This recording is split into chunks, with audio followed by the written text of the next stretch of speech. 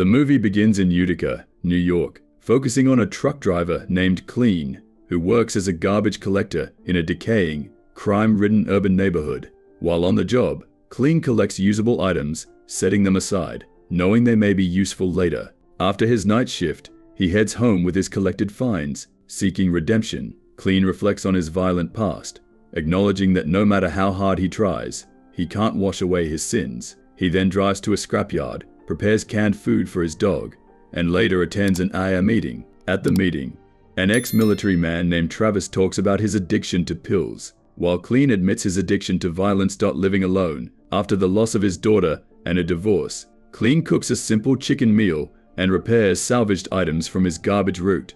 The next morning, he visits his teenage neighbor, Diana, offering her breakfast. Despite her reminding him that he's not her father, she gives him a handmade bracelet in gratitude. After she leaves for school, Clean sells some items at a thrift shop for a few bucks. During the day, he notices a woman buying a gun, which momentarily distracts him, but he soon returns to his focus, buying paint from another woman. Clean then spends his time removing graffiti from the neighborhood walls, trying to make his surroundings better. The next day, as he drops off food for Diana, he notices new tenants moving in, giving them a critical glance. That night, Clean is haunted by dreams of his late daughter, which wake him abruptly, leaving him emotional as he looks at her picture. The following morning, at Travis's barbershop, Travis advises Clean to let go of the past or learn to live with it. The film introduces Michael, a notorious drug lord who picks up his son Mikey from prison. However, Mikey leaves with his friends instead, disappointing his father. Although visibly upset, Michael chooses to let it slide. Meanwhile, at work, Clean is informed that due to budget cuts, he'll have to cover more areas. While collecting garbage near a seafood restaurant owned by Michael, he notices some goons involved in drug trafficking but ignores them and continues his route. Back home, Clean continues to be haunted by his violent past and the loss of his daughter. The next morning, Clean finds Diana walking to school.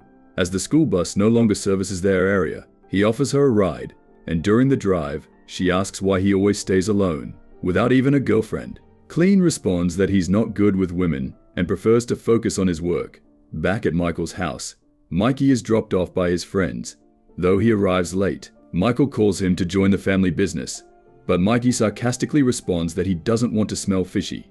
Michael soon discovers that they are short by 5 pouches of cocaine, realizing the Chinese transporters have been stealing from him. Meanwhile, Clean repairs a bicycle that belonged to his daughter and drops it off at Diana's house, hoping it will help her get to school.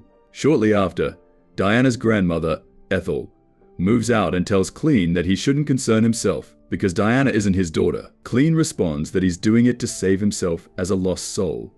Ethel shares that the streets used to be full of happy kids, but now, due to the gangsters, children are kept hidden inside homes. She also mentions that she saw him painting the streets, saying he's a good man. Clean, however, tells her he isn't. Later, at Travis's barbershop, Clean opens up about the time when he bought a bicycle for his daughter, recalling how happy it made him to see her riding it, and how those memories still linger. Michael, on the other hand, spends time at church while his cocaine operation continues.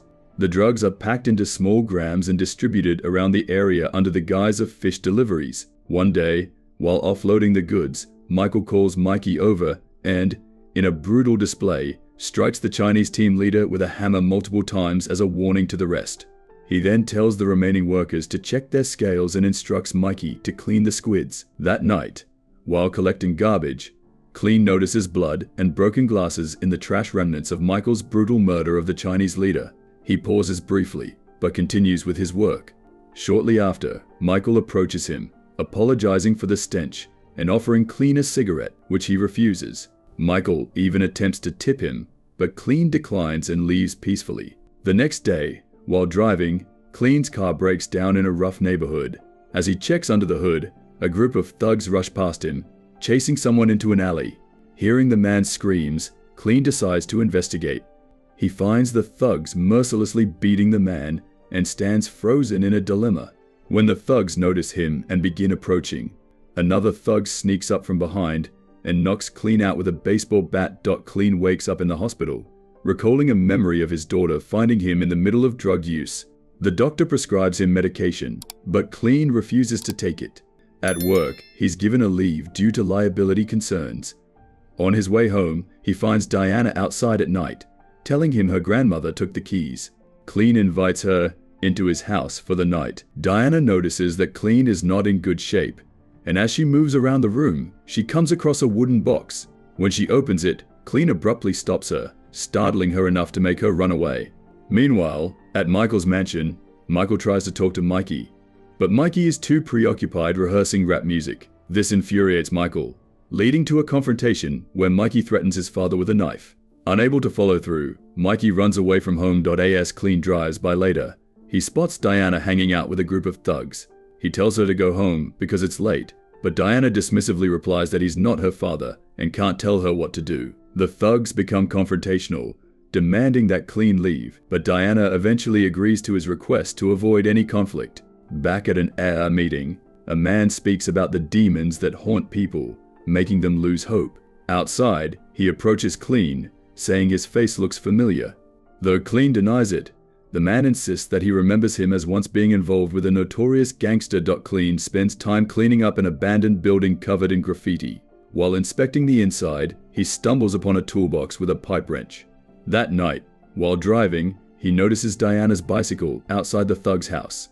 Inside, the group is smoking drugs and drinking alcohol, with Diana among them. When she tries to leave, one of the thugs begins recording her, and they prevent her from escaping, attempting to assault her. Seeing this, Clean breaks into the house, using the wrench pipe to ruthlessly beat the thugs, including the one trying to assault Diana. Mikey is among the thugs Clean takes down, but Clean embraces Diana, though unaware that the phone continues recording. Clean brings Diana back to her grandmother, Ethel. Meanwhile, Michael is with the injured Mikey. The doctor tells Michael that Mikey needs surgery, or he might lose his ability to speak, but Michael refuses, wanting Mikey to learn a lesson. Watching the video from the previous night, Michael recognizes Clean's true identity. Frank, a corrupt officer, informs Michael that Clean is a trash collector living in the neighborhood. Knowing Clean might flee, Michael orders Frank to kill Diana and Ethel in a brutal manner to hurt Clean before getting to him. On the other hand, Clean is preparing to leave town with Diana and Ethel. However, a police officer soon pulls him over. Realizing the officer is working for Michael, Clean speeds off to escape. After a tense chase, he manages to evade the police by drifting off the main road. Looking for a way to change their vehicle, they stop at a bowling alley and diner. While Diana escorts Ethel to the restroom, Clean searches the parking lot, hoping to find a car to steal. While driving around, some of Michael's henchmen spot Clean's car. After confirming it's him, they head toward the diner. As they enter, Diana and Ethel, who are about to leave, spot them and quickly run back inside.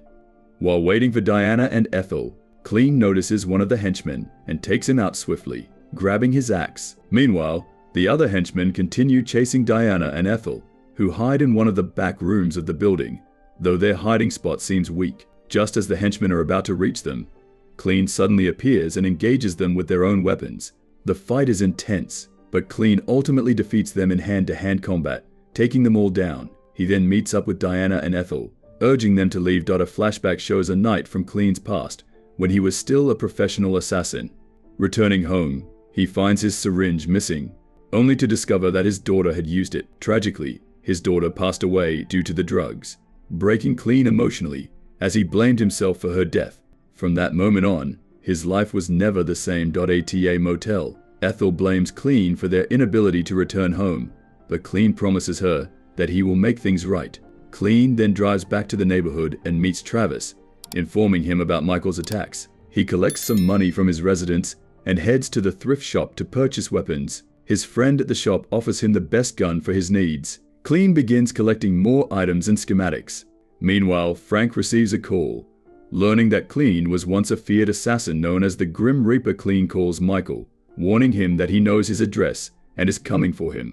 Using his salvage skills, Clean improvises a silencer for a shotgun and begins to prepare for the showdown, his tattoos revealing just how notorious he was in his past. He suits up with body armor and equips himself with various weapons, loading them into his vehicle. Michael gathers his men and tightens security in anticipation of Clean's arrival. Clean, now back at his garbage collection work, sits outside Michael's house and sets a trap on the electric box. It's revealed that Clean has already eliminated all of the guards outside. He proceeds to his garbage truck and, as Michael and his partners celebrate with drinks, Clean crashes the garbage truck into Michael's house. His trap detonates, cutting off the power, and Michael's men begin shooting at the truck. But Clean is already out, launching a surprise attack on the goons. A fierce shootout ensues. Frank confronts Clean, and a brutal fight breaks out between the two. Clean manages to shoot Frank with a flare gun and continues his pursuit of Michael. He comes close to shooting Michael, but instead, they engage in a final combat fight. Michael gains the upper hand, beating Clean down. In this moment, Clean has a vision of his daughter, giving him the strength to turn the fight around. He begins to overpower Michael, but just as he's about to finish him, Mikey arrives. Mikey shoots Clean first, then, in a shocking twist, empties his gun on his own father, killing him. Mikey attempts to finish Clean off, but his gun runs out of bullets. Sometime after the fight, the neighborhood is free from the criminal activities that once plagued it. Kids are seen playing in the streets once again. As Diana pedals down the street, she notices a garbage truck approaching. She smiles, and the movie ends.